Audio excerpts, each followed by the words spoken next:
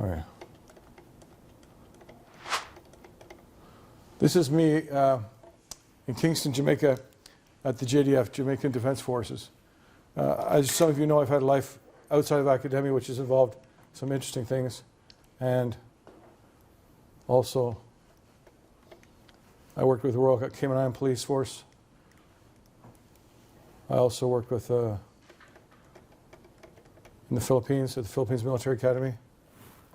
You know, things like that. Now, what I was trying to get back to is when I'm talking about drones and UAVs.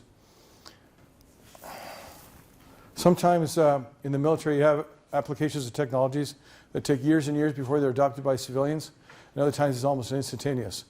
For any of you that have friends who are Ukrainians, you probably know that one of the biggest things that Ukrainian people are doing in Canada these days is buying as many drones as possible and shipping them to friends and relatives that are overseas to be used to help defend their homeland.